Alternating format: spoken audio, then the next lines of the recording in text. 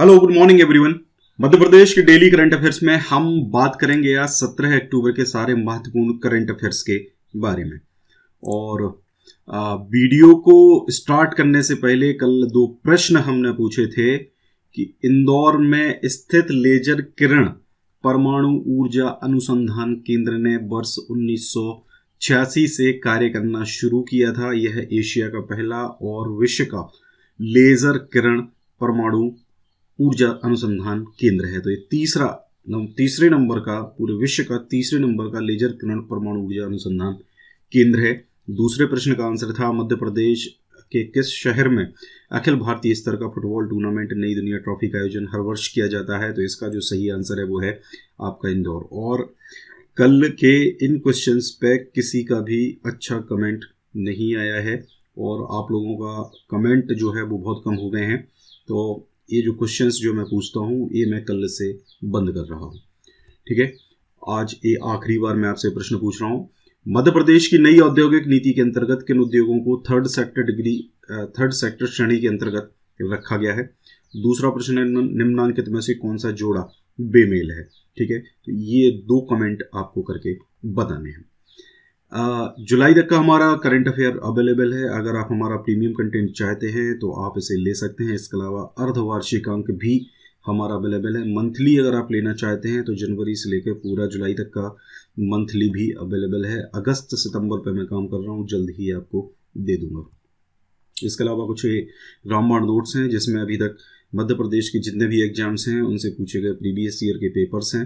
जीव विज्ञान का NCERT का सार है, 11th और 12th की बायोलॉजी का। इसके अलावा क्लास 8 से लेके 10th तक की NCERT का सार है, वन लाइनर्स के फॉर्म में है।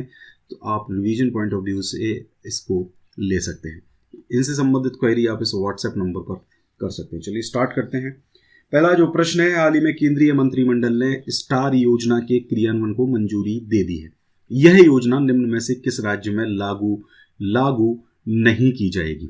देखिए, स्टार योजना जो है इसको अभी हाल में मंजूरी दी गई है। ये यहाँ पर इन ऑप्शंस में आपका जो छत्तीसगढ़ राज्य है वहाँ पर लागू नहीं की जा रही है। इसके अलावा से 6 राज्यों में लागू किया गया। प्रधानमंत्री नरेंद्र मोदी की अध्यक्षता वाले केंद्रीय मंत्रिमंडल ने strengthening teaching learning and results for states यानी कि स्टार्स के कार्यान्वयन को अपनी मंजूरी दी है। स्टार्स भारतीय स्कूल शिक्षा प्रणाली में शिक्षा की गुणवत्ता में सुधार के लिए, ध्यान रखिए, शिक्षा की गुणवत्ता में सुधार के लिए स्कूली शिक्षा एवं साक्षरता विभाग शिक्षा मंत्रालय के तहत एक नई केंद्र सरकार द्वारा प्रायोजित योजना है। ध्यान रखिए किसके, चूंकि स्टार्स है, ध्यान रखना है। एक तो यहाँ पे ये महत्वपूर्ण हो जाता है कि इसका उद्देश्य क्या है। तो इसका उद्देश्य शिक्षा की गुणवत्ता में सुधार करना। दूसरा किस डिपार्टमेंट की है, तो स्कूली शिक्षा और साक्षरता विभाग की है, यानी कि शिक्षा मंत्रालय की है। ठीक है, आपकी जो HRD मिनिस्ट्री है, ठीक है, तो नई शिक्षा नीति के हिसाब से वो शिक्षा मंत्रालय आपका बनने वाला है। ठीक है, तो ये उसी से है।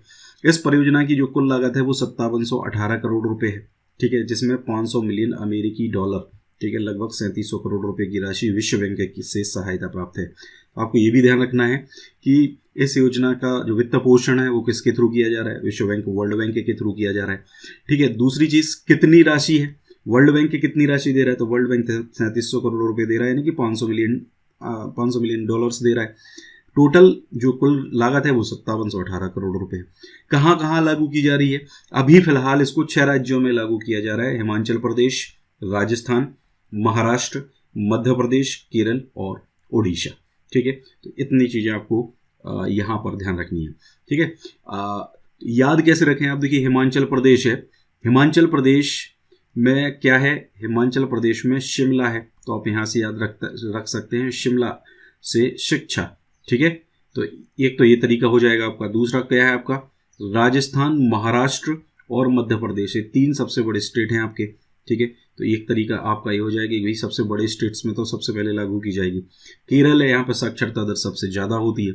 उड़ीसा है, थोड़ा बैकवर्ड है, यहाँ पर गरीबी ज़्यादा है। तो इस तरीके से आप सोच सकते हैं कि शिक्षा में सुधार करके वहाँ पर गरीबी को खत्म किया जा सकता है। तो इस तरीके से चीज़ों को आप याद करने की कोशिश किया करें, अपने माइंड में प्रोसेस करिए, आपको डेफिनेटली चीज़ें याद हो जाएंगी। दूसरा है, ये जो परियोजना है वो बेहतर श्रम बाजार परिणामों के लिए बेहतर शिक्षा परिणामों और स्कूलों द्वारा पारगमन रणनीतियों के साथ काम करने के लिए प्रत्यक्ष जुड़ाव के साथ उपायों को विकसित करने, लागू करने, आकलन करने और सुधार करने में राज्यों की मदद चाहती है। ठीक है, मतलब इस परियोजना के थ्रू ये चीज होने वाली है। स्टार्स परियोजना का समग्र फोकस और इसके घटक गुणवत्ता आधारित शिक्षण परिणामों की राष्ट्रीय शिक्षा नीति 2020 के उद्देश्यों के साथ पंक्तिबद्ध है। थोड़ी भाषा अजीब है लेकिन पढ़नी तो पड़ेगी ही। ठीक है, ये था आपका पूरा स्टार्स योजना के बारे में। जीआरपी भोपाल ने हाल ही में रेल सुरक्षा बल की कौन सी महिला वाहिनी का गठन किया है? तो आप यहाँ पे जैसा कि देख सकते हैं रेल सुरक्षा बल जो है यहाँ पे देख सकते हैं आप, ये भोपाल की इमेज है। हाल ही में जीआरपी भोपाल जो है उसने रेल सुरक्षा बल के लिए 2 महिला वाहिनियों का गठन किया है, जिनमें से एक अवंतीबाई महिला वाहिनी है, दूसरी अहिल्याबाई महिला वाहिनी। तो इसका जो सही आंसर है वो हो जाएगा आपका उपरोक्त दोनों।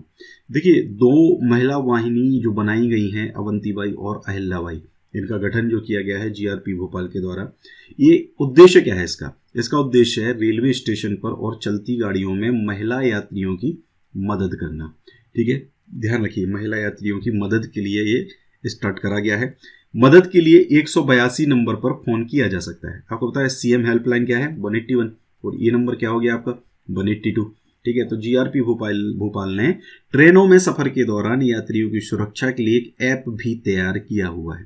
ठीक है, इसे GRP MP help app, GRP MP help के नाम से जाना जा रहा है। ठीक है, जीआरपी एमपी हेल्प, मतलब स्पेशली ये एमपी के लिए है, इसलिए इसका नाम जीआरपी एमपी हेल्प रखा गया है। ऐप से यात्री स्टेशन से लेकर चलती ट्रेन तक में मदद ले सकते हैं। भोपाल मंडल से जो गुजरने वाली ट्रेन है उनमें महिला यात्रियों की मदद और सुरक्षा के लिए 2 विशेष दल 24 घंटे मुस्तैद रहेंगे। ठीक है, कौन कौन से दल? अवंतीबाई और आपका अहिल्याबाई। ये जो टीम है ये बीना, भोपाल, इटारसी, खंडवा के बीच चलेगी। ध्यान रखिए बीना, भोपाल, इटारसी और खंडवा के बीच चलेगी। हर टीम में 1 सब इंस्पेक्टर, 2 महिला कांस्टेबल और 2 पुरुष कांस्टेबल इसके अंदर रहेंगे। ठीक है, तो ये 5 लोगों की टीम जो है वो बनाई गई है महिलाओं की सुरक्षा की दृष्टि से। ठीक है, अगला है हाल ही में कृषि विकास एवं किसान कल्याण मंत्री ने किस जिले में कृषि महाविद्यालय बनाने के निर्देश दिए हैं? तो देखिए कृषि महाविद्यालय जो है ये हरदा, मध्य प्रदेश का जो हरदा जिला है वहां पर बनाया जाएगा। और आपको पता है कृषि विकास और किसान कल्याण मंत्री कौन है? ये हैं आपके कमल पटेल। और कमल पटेल जो हैं कमल पटेल का विधानसभा क्षेत्र कौन सा है? इनका जो विधानसभा क्षेत्र है वो है आपका हरदा जिला। ठीक है, हरदा ही इनका विधानसभा क्षेत्र है। तो अपने विधानसभा क्षेत्र का एक इनका अब गांव कला नर्सरी है, वहां पर कृषि महाविद्यालय बनाने के निर्देश इन्होंने दिए हैं। और इसके लिए राजस्व विभाग को जमीन अधिग्रहण करने की प्रक्रिया को आगे बढ़ाने के लिए निर्देशित भी इन्होंने किया है। मतलब यहाँ पर एक कृषि महाविद्यालय बनाए जाने का निर्णय इनके द्वारा लिया गया है। तो ये ध्यान रखिए एक कृषि महाविद्यालय और आपके इसमें जुड़ जाएगा। आगे बात करें विधानसभा उपनिर्वाचन 2020 के दृष्टिगत राज्य शासन द्वारा 3 नवंबर 2020 मतदान के दिन उपचुनाव वाले क्षेत्रों में सार्वजनिक और सामान्य अवकाश घोषित किया गया है। हालांकि हमें इसमें कोई इंटरेस्ट नहीं है, ये सामान्य अवकाश घोषित किया गया है वो तो स्वाभाविक सी बात है। हमें इस डेट में सबसे ज़्यादा महत्वपूर्ण दिख रही है 3 नवंबर 2020 को उपचुनाव होने हैं। ठीक है, ये ध्यान रखना है अपने को, ये डेट याद रखनी है। दूसरी हम आपको बता दें कितनी विधानसभा सीटों पर चुनाव होना है। तो ये 28 विधानसभा सीटें हैं जिन पर उपचुनाव होना है। कितने जिलों की हैं? टोटल 19 जिलों की 28 विधानसभा सीटों पर चुनाव होना है। ठीक है, ये ध्यान रखिए। दूसरी एक चीज और मैं आपको बता दूं, सीईओ। ठीक है, सीईओ मध्य प्रदेश। ठीक है, यानी कि मध्य प्रदेश का जो सीईओ है वो कौन है? सीईओ यानी चीफ इलेक्टोरल ऑफिसर। ठीक है, ये वो सीईओ नहीं है जिस सीईओ का मतलब होता है चीफ एग्जीक्यूटिव ऑफिसर। ध्यान रखिए एग्जीक्यूटिव ऑफिसर ये नहीं है, चीफ इलेक्टोरल ऑफिसर है। और ये कौन है? ये है वीरा राणा, आईएएस है मध्य प्रदेश की। ठीक है, इनको अभी 4-5 महीने पहले ही बनाया गया था, मैंने आपको बताया भी था इनके बारे में कि वीरा राणा बनाई गई हैं चीफ इलेक्टोरल ऑफिसर, सीईओ यानी मुख्य निर्वाचन अधिकारी। ध्यान रखिए हिंदी में बोलेंगे मुख्य निर्वाचन अधिकारी। और इससे पहले कौन थे? इससे पहले थे वीएल कांताराव। ठीक है, VL कांताराव थे। ठीक है, इनकी जगह पर किसको बनाया गया था? वीरा राणा को, क्योंकि VL कांताराव जो थे इनको केंद्र में प्रतिनियुक्ति पर भेजा गया था। ठीक है, तो ये पूरा आपका हो जाएगा आज का करंट अफेयर। वीडियो अगर अच्छा लगा है लाइक करिए, शेयर करिए वीडियो को। Thank you very much.